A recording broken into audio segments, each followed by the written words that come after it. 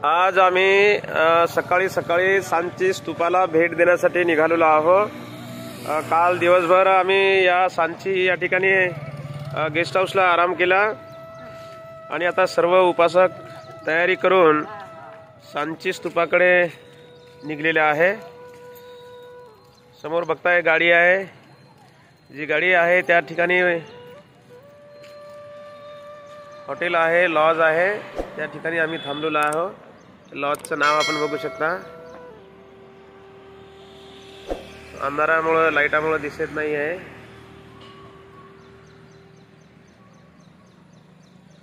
अशा पद्धतीने रात्रभर आम्ही या ठिकाणी थांबून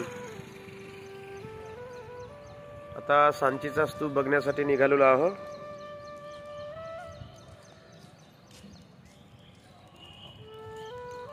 बाजूलाच पोलीस स्टेशन आहे, सांचीचं पोलीस स्टेशन बघतोय आपण, पोलीस ठाणा सांची। आपण बघत आहात हा सांची स्तूपाकडे जाणारा रोड आहे। याच रोडनी सर्व उपासक जात आहेत। बाजूलाच हा सांची स्तूपाकडे जाणारा हा रोड आपण बघतोय। समोर शाळेच्या ट्रिप आलेल्या आहेत, समोर विद्यार्थी दिसत आहेत।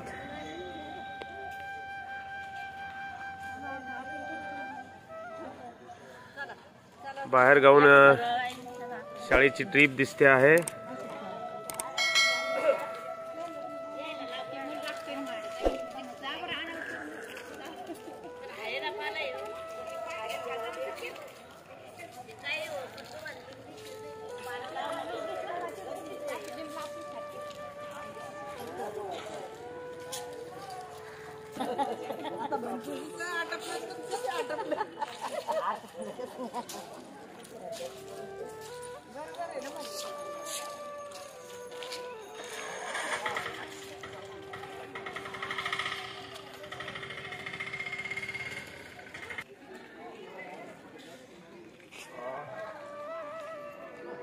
हे बाजूला बुद्ध जंबूद्वीप पार्क आहे, हा गेट आहे।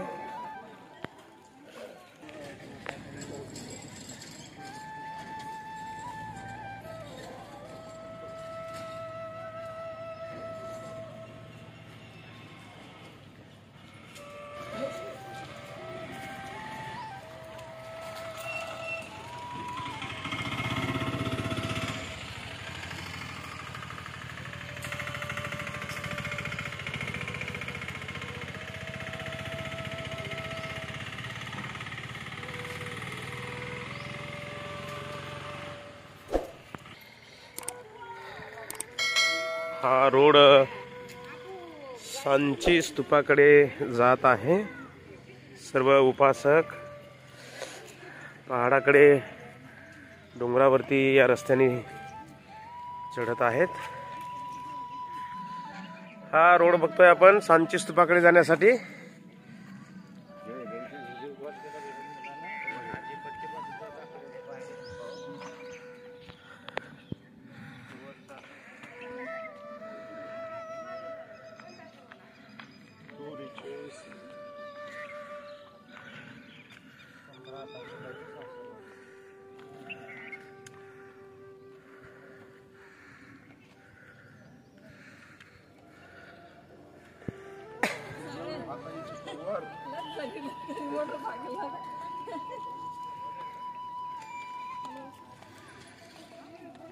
सर्व धम्मसहलीतील उपासक आता सांची स्तूपाकडे रवाना होत आहेत। काल दिवसभर खूप छान आराम झाला। आज सकाळी सकाळी सांची स्तूपाकडे रवाना होताना आपण हे उपासक बघत आहोत।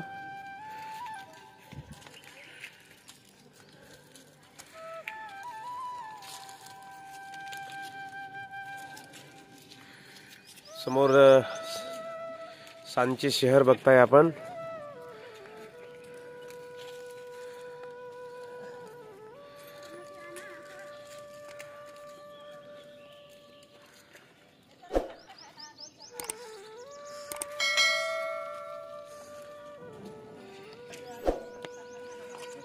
सगळे होतं पण आता लय सोपं झालं ते.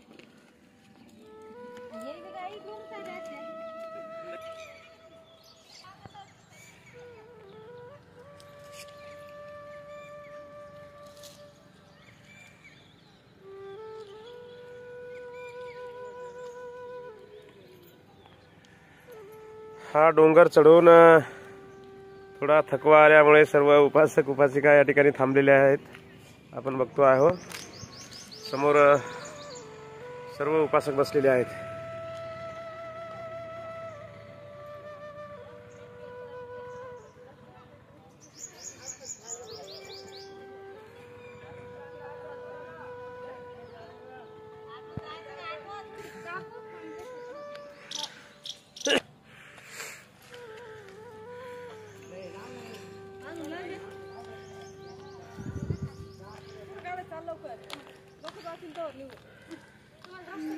सर्व उपासक पायऱ्या चढून थकलेले आहेत, दम आलेला आहे.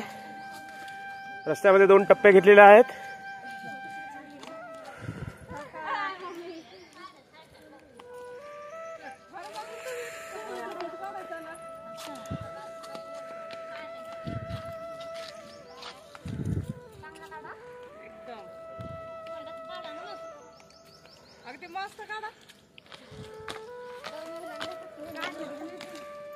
आमच्या सर्व रमाईच्या लेकी सकाळी सकाळी डोंगर चढून सांची स्तूपावर आलेल्या आपण बघत आहोत. काही लांब नाही, फक्त पायऱ्या चालल्यामुळे थोडासा दम लागलेला आहे. कोण्या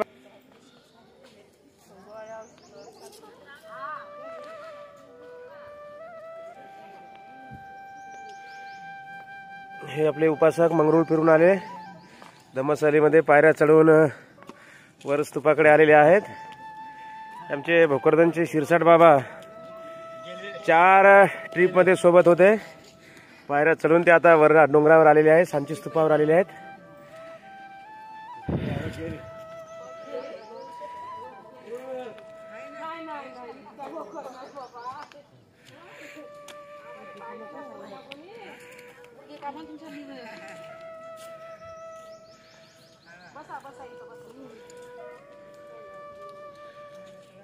आमचे भोकरदनचे आरक बाबा आहेत.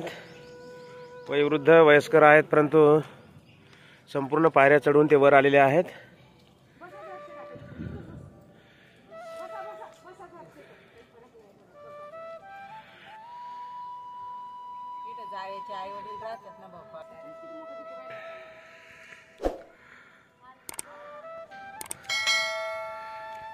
या ठिकाणी आपण बघत आहोत सांची स्तूपाच्या वरती उपासक आलेले आहेत.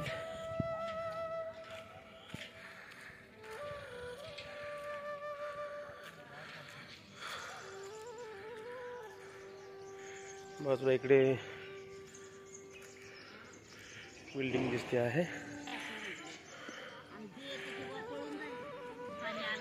आमचे भोकरदन आलेले दाभाडे बाबा पायऱ्या चढवून या ठिकाणी दुसरा टप्पा घेतलेला आहे. या ठिकाणी सर्व महिला मंडळ पायऱ्या चढून थकवा आल्यासारखं वाटते आहे, म्हणून या ठिकाणी टप्पा घेतलेला आपण बघतोय.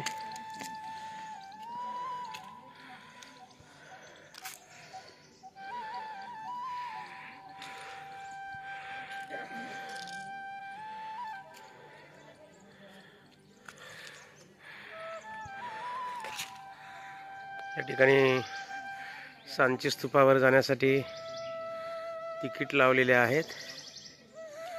इंडियन माणसासाठी 100 रुपये आहे, तर फॉरेनरसाठी 300 रुपये तिकीट या ठिकाणी लावलेले आहे. स्तूपामध्ये मोर दिसतोय. मोर चरताना बघतोय आपण. या ठिकाणी बघा मोर.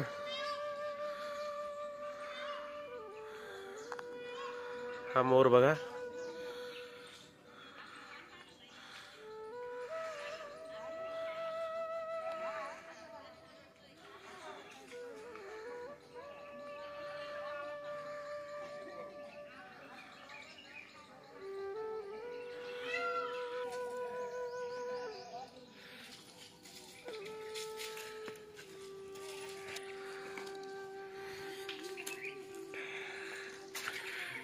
सांची स्तूपाच्या गेटमधून आतमध्ये प्रवेश करताना उपासक उपासिका आपण बघत आहोत.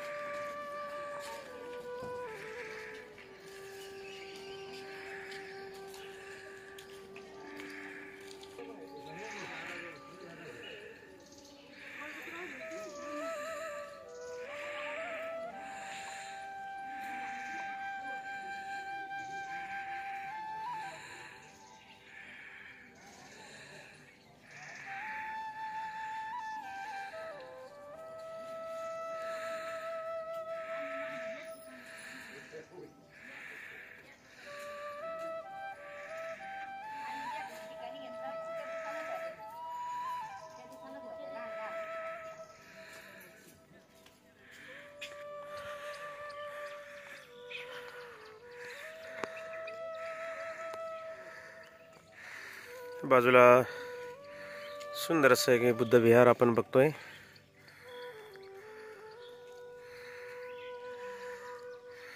हा स्तूप आहे. हा बाजूला स्तूप बघतोय आपण.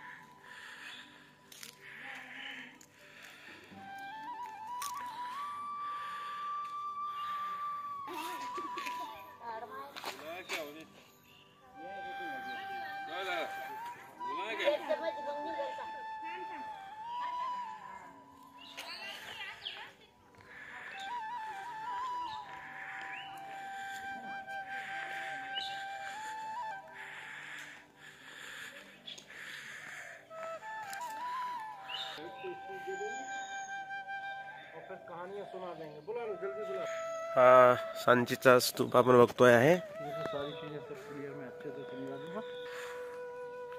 वैसे तो 4 दिन का बहुत ज्यादा बनता है. हाँ कम से कम 2000 रुपये लेंगे एक आदमी से. 4 आदमी तक का 6 से 11.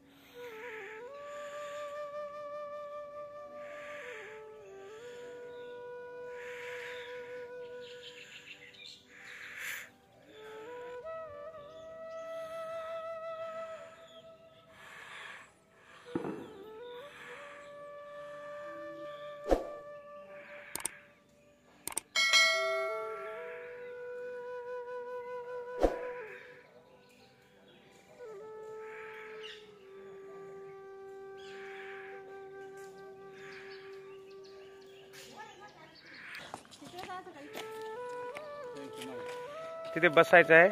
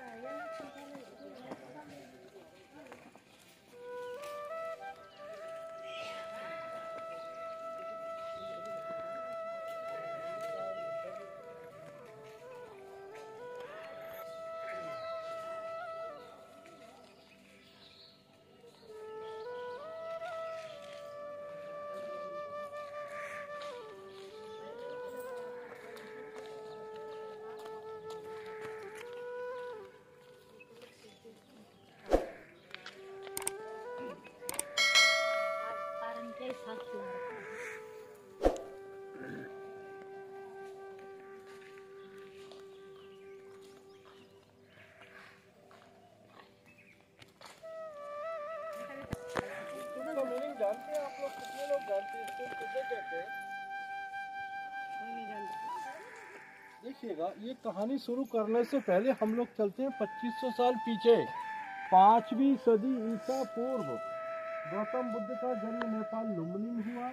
उनको ज्ञान की प्राप्ति बौद्ध ज्ञान हुई। पहला ज्ञान का उपदेश सारनाथ में दिया और कुशीनगर में गौतम बुद्ध का महापरिनिर्वाण हो जाता है। जबकि बुद्ध जी का सांची से कोई संबंध नहीं है, ना ही बुद्ध कभी सांची आए। तो इनका वहाँ कुशीनगर में जब इनका महापरिनिर्वाण हो जाता है तो उस समय यूपी, बिहार, नेपाल में छोटे छोटे 8 राज्य बने हुए थे। जब सारे राजा लोग गौतम बुद्ध से परिचित थे, गौतम बुद्ध इनसे परिचित थे। जब उनको पता लगा कि गौतम बुद्ध का महापरिनिर्वाण हो गया तो वो सारे राजा लोग कुशीनगर पहुंच गए। और पहुंचने वहाँ उस समय कौन सा राजा था? मल्लाह शासक था। उससे जाके सारे राजा लोगों ने बोला कि आप बुद्ध का बॉडी हमें दे दो, क्योंकि बुद्ध हमारे हैं। दूसरा बोले हमारे हैं। इस तरह से हर एक राजा बोला कि बुद्ध हमारे हैं। तो मल्लाह ने कहा बुद्ध मेरे भी हैं, मैं इनकी बॉडी किसी को नहीं दूंगा। मुझे ये सौभाग्य मिला है कि मैं इनका बाकी दाह संस्कार वगैरह मैं ही करूं। तो दूसरे राजा बोले नहीं, बुद्ध की बॉडी तो हमें चाहिए। तब क्या हुआ? युद्ध की स्थिति होने लगी। हर एक राजा ने तलवार निकाल ली। तब मल्लाह के जो गुरु थे उनका नाम था द्रोण। उन्होंने उन सारे राजाओं को समझाया कि देखो बॉडी एक और आप लोग 8 कैंडिडेट, बॉडी हम लोग 20 करके दे नहीं सकते कि एक पीस आप ले जाओ, एक आप ले जाओ। इसलिए हम सारे लोग मिलकर इनका दाह संस्कार कर दें और इसके बाद जो इनकी अस्थि और राख बचेगा इसको हम लोग आपस में बांट लेंगे। तो सारे राजा लोग सहमत हो गए और कुशीनगर में गौतम बुद्ध का दाह संस्कार कर दिया गया। दाह संस्कार करने के बाद उनकी अस्थि और राख को उन लोगों ने 8 जगह बांट लिया। फिर बांटने के बाद उन लोगों ने एक मीटिंग किया, एक डिसाइड किया कि देखिएगा गौतम बुद्ध ने हमको एक अलग मार्ग दिखाया है, क्यों ना हम इनकी एक अलग तरह की समाधि बना दें ताकि आने वाले लोग आसानी से पहचान सकें कि ये बौद्धिज्म वालों की समाधि है। क्योंकि हर एक धर्म में अगर एक जैसी समाधि बना देंगे लोग कैसे पहचानेंगे? आपने देखा इस्लाम में क्या बना देते हैं, मरने के बाद मकबरा हो गया। हिंदू रीजन में चबूतरे छाते हो गए। क्रिश्चियन लोगों ने क्रॉस लगाया, पिरामिड ममीज हो गया। तो बौद्धिज्म वालों ने सोचा कि हमारी भी तो कोई अलग पहचान हो ताकि आने वाले लोग, आज हम लोग कह सकते हैं कि गौतम बुद्ध की समाधि अलग तरह की बनी हुई है ना। अगर एक जैसी बना देंगे कैसे लोग पहचाने? तो सवाल ये उठा कि हम गौतम बुद्ध की समाधि अलग तरह की बनाए तो बनाए कैसी? और ऐसा नहीं कि हम लोग अलग अलग तरह की बनाए। आप लोग जो अस्थि राख लेके जा रहे हैं इसकी एक जैसी समाधि बनाएंगे। दूसरी बात, इन अस्थि और राख को हम लोग हिंदू धर्म की तरह किसी नदी वगैरह में विसर्जित नहीं करेंगे। जबकि हिंदू धर्म में तो क्या करते हैं, किसी नदी वगैरह में बहा देते हैं। उन्होंने कहा ये कहीं भी ले जाके कहीं भी रखे, अब समाधि बनाए तो बनाए कैसी? तब द्रोण ने फिर उनको एक सुझाव दिया। बोले गौतम बुद्ध ने अपने पूरे जीवन में भिक्षा पात्र का उपयोग ऐसे किया और अब इनके महापरिनिर्वाण के बाद क्यों ना हम भिक्षा पात्र को उल्टा कर दें। ये जो बड़ा वाला स्तूप या और दूसरे स्तूप देखेंगे, अगर हम इनको ऐसे घुमा देंगे क्या बन जाएगा? एक बाउल भिक्षा पात्र। तो उन्होंने कहा ऐसी तो हम बुद्ध की समाधि बनाएंगे। दूसरी बात, इनकी अस्थि और राख को हम लोग नदी वगैरह में विसर्जित नहीं करेंगे। कहीं भी ले जाके कहीं भी रखकर और किसी भी पात्र में, चाहे आप मिट्टी के में, सोना, चांदी, अष्टधातु जिसमें चाहे उसमें सेंटर में रखे और इस तरह की समाधियां बनाएंगे। तो सारे राजा लोग सहमत हो गए, अपने अपने राज्य ले गए, ले जाके रख के उन लोगों ने 8 स्तूपा बनाए। ये 8 स्तूपा कहाँ बनाएगा? यूपी, बिहार, नेपाल में। 200 साल तक लोग इसकी प्रे करते रहे। फिर 3rd सेंचुरी BC में, 3री सदी ईसा पूर्व में, बुद्ध कब हुए? 5वीं सदी ईसा पूर्व। इसके 200 साल बाद अशोका आया।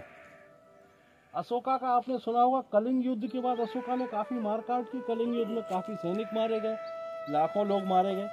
तब अशोका का हृदय परिवर्तन हो जाता है और वह बौद्धिज्म को ज्वाइन कर लेता है। तो ज्वाइन करने के बाद क्या किया उसने? जो 8 स्तूप बने हुए थे उनमें से 7 स्तूप को अशोक ने तोड़ डाला। तोड़ने के बाद सारी अस्थि और राख निकाला और उसका थोड़ा थोड़ा पार्ट्स रखे उसने। जम्बू द्वीप में कितने स्तूप बना दिए? 84,084,000। ये कहाँ कहाँ बनाए गए?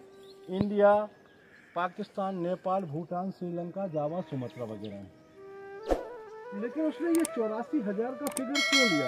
इससे अशोका कम ज्यादा भी बना सकते थे। तो ऐसा बताते हैं गौतम बुद्ध ने अपने पूरे जीवन में 84,000 ज्ञान के उपदेश दिए थे इसलिए उनके 84,000 स्तूप बनाए गए। उन 84,000 में सबसे पहला स्तूप अशोका ने यहाँ सांची में बनाया। अशोका सांची को एक ऐसा जगह बनाना चाहता था बौद्ध धर्म का शिक्षा और प्रचार का केंद्र, पर अशोका यहाँ का रहने वाला तो था नहीं, वो तो मगध का शासक था। आज जो बिहार क्षेत्र कहलाता है ये मगध कहलाता था, और ये जो उसकी राजधानी थी जो आज वर्तमान में पटना है, इसका पुराना नाम पाटलिपुत्र है, वहाँ उसकी राजधानी थी। लेकिन साम्राज्य उसका दूर दूर तक फैला हुआ था।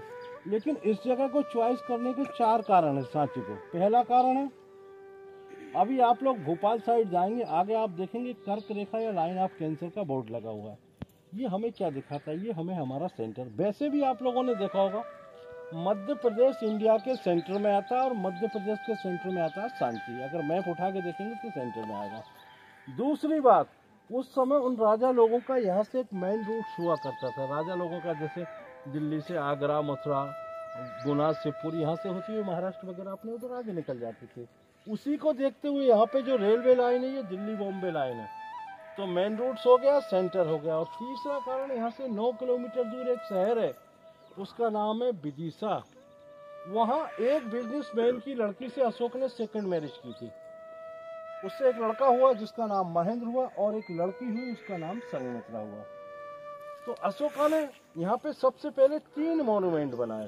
पहला, ये जो बड़ा वाला स्तूप देखेंगे, इसके अंदर एक और स्तूप बना हुआ जो हम लोगों को दिखाई नहीं दे रहा। अशोका ने काय से बनाया था? ईंटों से, टेराकोटा ब्रिक से। गौतम बुद्ध का अस्थि का कुछ पार्ट्स रखा और एक ईंटों से स्तूप बना दिया, और यहाँ पे उन्होंने लकड़ी का रेलिंग लगाया जो अभी हम लोग पत्थर का देख रहे हैं। दूसरा, उन सारे बौद्ध भिक्षुओं को रहने के लिए, जिसे आज वर्तमान में बिहार मॉनेस्ट्री या हॉस्टल कह सकते हैं। तीसरा, एक अशोका पिलर। ये मॉन्यूमेंट बनाने के बाद फिर अशोका पब्लिक में गया और पब्लिक से रिकमेंड किया कि आप लोग अपना बेटा बेटी हमें दो, हम इनको बौद्ध धर्म की शिक्षा दिलाएंगे और शिक्षा के बाद जगह जगह प्रचार प्रसार के लिए भेजेंगे। लेकिन कोई तैयार नहीं हुआ अपना धर्म परिवर्तन करने, अपने बच्चों को बौद्ध भिक्षु भिक्षुणी बनाने। तो हमारे देश की एक परंपरा चली आ रही है, क्या? नकल करने वाली, जो अशोका के समय थी और आज वर्तमान में भी है। अशोका ने रिकमेंड किया, हाथ जोड़ा, लेकिन कोई अपने बच्चों देने को तैयार नहीं है। तो आज अभी वर्तमान में वो नकल करने की प्रथा क्या, और अशोका ने क्या किया?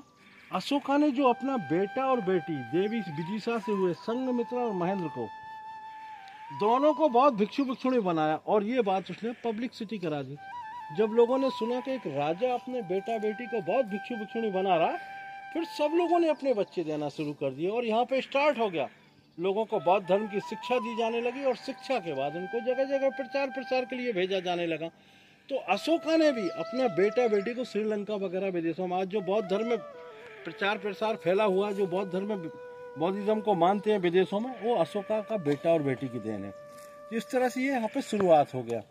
इसके बाद अशोका का हुआ पतन, फिर आया 2nd सेंचुरी BC, क्योंकि ईसा से पूर्व उल्टा चलता था, 5वीं, 4थी, 3री, 2री, फिर अभी हम लोग ये काउंटिंग कहाँ से करते हैं? ईसा मसीह के जन्म से। अभी हम लोग 2022 में पहुंच गए ना, ये जन्म इससे भी पहले ये हुए हैं। तो 2nd सेंचुरी BC, लगभग आज से 2200 साल पहले, पुष्यमित्र शुंग, जो बौद्धिज्म का काफी बड़ा अपोजिट वाला रहा, उसने काफी बौद्ध भिक्षुओं की हत्याएं कराई। उसी का बेटा अग्निमित्र शुंग, तब तक क्या हुआ, 100 साल हो जाते ही लकड़ी का रेलिंग खराब हो गया, ईंटों का स्तूप बिखरने लगा।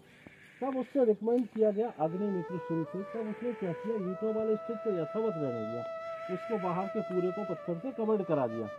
फिर इसमें सभी में प्लास्टर लगाया, ऊपर 3 छत्र लगाए, वो रेलिंग लगाए, और जैसे ही नीचे का रेलिंग का कार्य शुरू हुआ, उस समय तक काफी लोग बौद्ध धर्म को मानने लगे थे। वो लोगों ने ये सारे पत्थर दान में दिए। हर एक पत्थर पे आप देखेंगे उस समय जो लिपि होती थी, ब्राह्मी बोलेंगे तो पाली, उन दानदाताओं का नाम लिखा हुआ है। इसके बाद फिर आया 1ली सदी ईसा पूर्व, लगभग आज से 2100 साल पहले, सतवाहन, जो आंध्रा के शासक थे, राजा गौतमी पुत्र सतकर्णी, उन्होंने ये 4 द्वार लगा दिए। इनको तोरण द्वार कहा जाता है, द्वार नहीं कहते। तोरण द्वार क्यों कहा जाता है, द्वार क्यों नहीं कहते? इनमें जो साइड में 3-3 पट्टियां लगी, अगर इन पट्टियों को हम हटा दें तो ये सिर्फ द्वार रह जाएंगे। इन्हीं की वजह से इनको तोरण द्वार, तोरण द्वार मीन्स वेलकम गेट या स्वागत गेट, तो ये इनको लगाया गया। जब इन गेटों को लगाया गया तब कैसा, बौद्धिज्म में 2 पार्ट रहे। जैसे आप लोगों ने जैन धर्म में सुना दिगंबर श्वेतंबर, इसमें था हीनयान और महायान। हीनयान लोग गौतम बुद्ध की मूर्ति के अपोजिट वाले थे, वो लोग बुद्ध को मूर्ति के रूप में लाइक नहीं करते थे। महायान लोग बुद्ध को मूर्ति के रूप में लाइक करते थे, लेकिन उस समय हीनयान लोगों की क्वांटिटी ज्यादा होने की वजह से उन्होंने इन चारों द्वारों में कहीं भी बुद्ध को मूर्ति के रूप में नहीं लगाने दिया। तब उन्होंने कहा भाई बुद्ध को हम लोग मूर्ति के, आप लोग मूर्ति के रूप में नहीं लगाने दे रहे, और इसमें हम लोग बुद्ध के जीवन की घटनाओं को दिखा रहे हैं, हम लोग बुद्ध को कैसे दिखाएं कि ये बुद्ध है।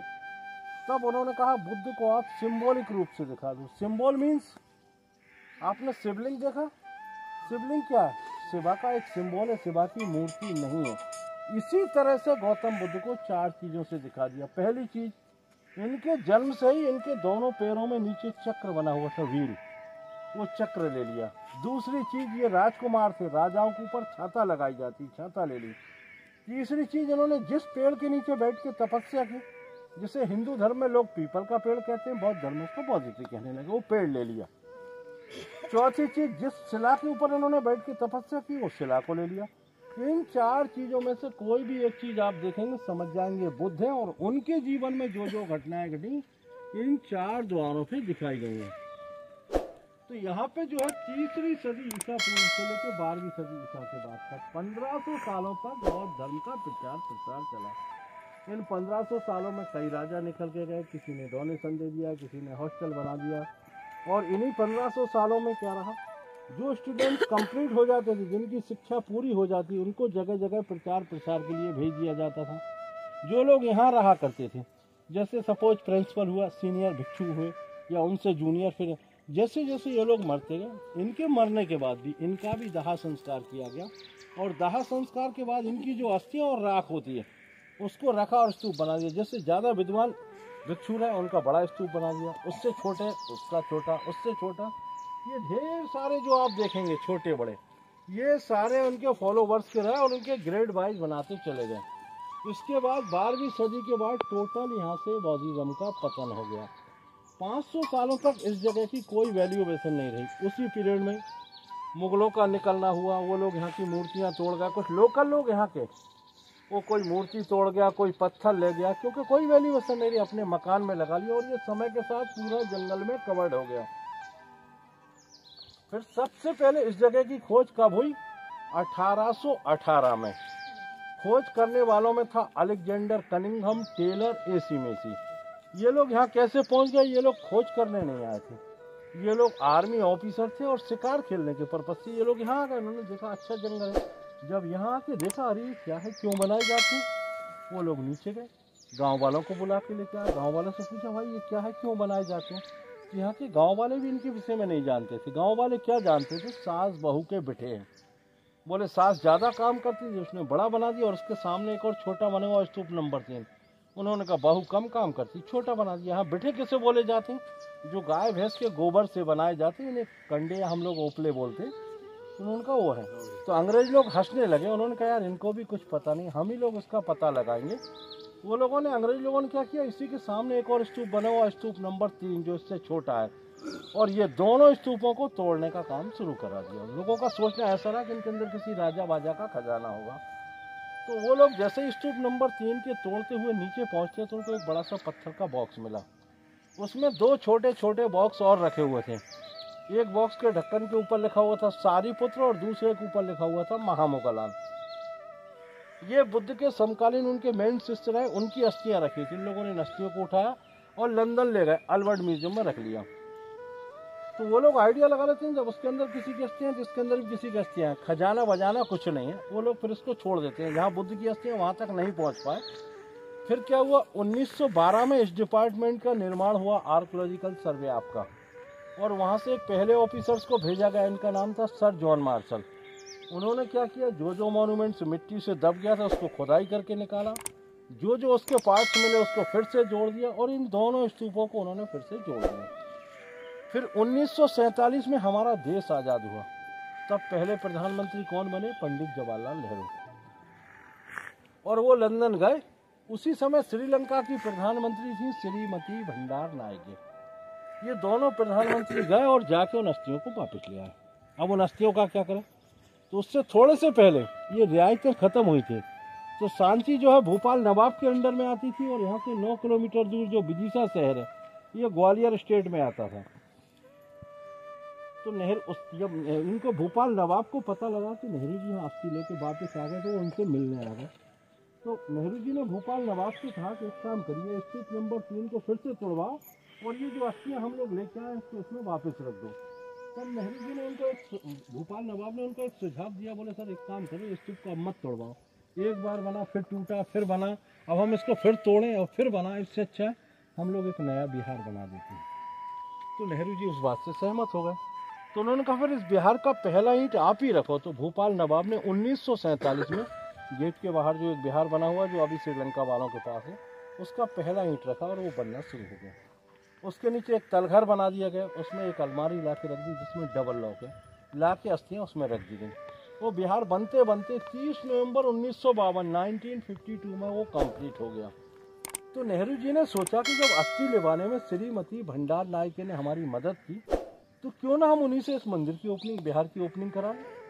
उन्होंने उनको मैसेज भेज दिया, वहाँ से श्रीमती भंडार नायके आई। उसी समय श्रीलंका के अंदर एक ट्रस्ट था और आज भी है जिसका नाम है महाबोधि सोसाइटी ऑफ श्रीलंका, उसका एक अध्यक्ष था, वो भी श्रीमती भंडार नायका के साथ आ गए। और उन्होंने बातों बातों में नेहरू जी से रिकमेंड कर दी, बोले साहब ये अस्थियाँ हमें दे दो, हमारा देश पूरा बौद्ध धर्म को मानता है, हम लोग श्रीलंका में ले जाकर इनकी प्रे करेंगे। तो नेहरू जी ने कहा श्रीलंका ले जाने को नहीं, आप लोग तो यहीं प्रे करो। तो उस दिन नेहरू जी ने इसकी 3 घोषणाएं की। पहली घोषणा ये की कि आज से ये बिहार हम लोग श्रीलंका वालों को दान में दे रहे हैं। पूरा बिहार उन्होंने, नेहरू जी ने श्रीलंका वालों को दान में दे दिया। दूसरी घोषणा की कि इसके अंदर जो अस्थियाँ रखी इसकी एक चाबी इन्हें दे दे रहा है, एक चाबी हमारे पास रहेगी, ना ये खोल सकते ना हम खोल सकते। तो हमारे पास से मतलब है सांची का जिला रायसेन ने एक चाबियाँ कलेक्टर को दे दी। तीसरी घोषणा की कि आज जो दिन है ये नवंबर का आखिरी रविवार है, आखिरी संडे है। हर साल तारीख कोई भी होगी लेकिन ये दिन फिक्स है, नवंबर के आखिरी संडे को सांची महोत्सव के नाम से एक फेस्टिवल होगा, उन अस्थियों को निकाला जाएगा, सभी को दिखाया जाएगा, इसके बाद 1 साल के लिए वापस रख दिया जाएगा।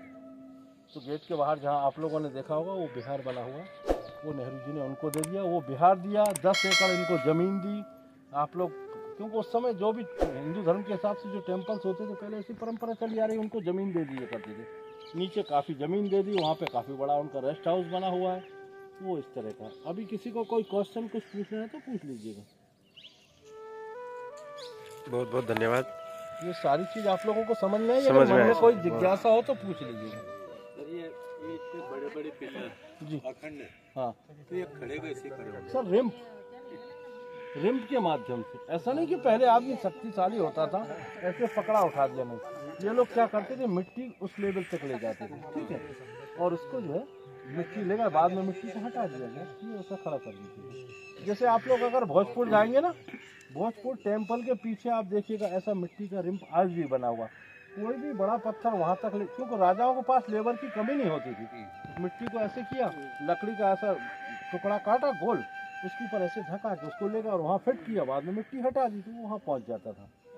ये कोई ये स्वागत गेट के ना छोटी-छोटी ये संतन माहिती सांगतात की तो उसका क्या मतलब? उनकी कथाएं जीवन की घटना है, छोटी-छोटी, है ना जी। और कुछ किसी को कुछ पूछना है? ये 7वीं 8वीं सदी का बना, इसको बोलते हैं चैत्य। अगर आप लोग अभी मोबाइल वगैरह सर्च करके देखेंगे ना, ये हमारे देश की कला नहीं है, ये विदेशी कला है। ये राजा हर्षवर्धन ने इसको बनाया था। अगर आप मोबाइल में सर्च करके देखेंगे, कोलजियम, एथेंस, रोमन वगैरह दूसरे देशों में इस तरह का, इसके ऊपर ऐसा लकड़ी का छत हुआ करता था। यहाँ नीचे बैठ के बौद्ध भिक्षु अपने बौद्ध भिक्षुओं को बौद्धिज्म की शिक्षा, एक तरह का कॉन्फ्रेंस हॉल। ये हमारे देश में कब से आ गया? ये तो विदेशी कला हमारे देश में। तो हमारे देश में ये जो अशोका के ग्रैंड फादर थे चंद्रगुप्त मौर्य, उन्होंने जो सेल्यूकस की लड़की से शादी की थी, सेकंड मैरिज, जिसका नाम था हेलेना। तो उस समय जब विदेशों से हमारे रिश्ते हो गए तो हमारे कल्चर आदान प्रदान होने लगे। ये विदेशी कई कलाएं हमारे देश में विदेशी कलाएं आ रही हैं, ठीक है। तो सांची जो है बौद्ध धर्म का एक शिक्षा और प्रचार का केंद्र। यहाँ पे कोई राजा नहीं रहा, कोई रानी नहीं रही, कोई राजा रानी की कहानी नहीं। टोटल ये तो उन महान बौद्ध भिक्षु भिक्षुणियों की जगह रही है जिनको ज्ञान दिया जाता था। ज्ञान के बाद जगह जगह प्रचार प्रसार के लिए भेज दिया जाता था। तो ये रहा। और स्तूप मीनिंग हो गया समाधि, है ना जी। हर एक घर में एक अलग तरह की होती है, वो बता दिया। और किसी को कुछ पूछना? हाँ, वो मूर्तियों को मुगल पीरियड में तोड़ा गया, आप अंदर जाके देखेंगे। चलिए आइए।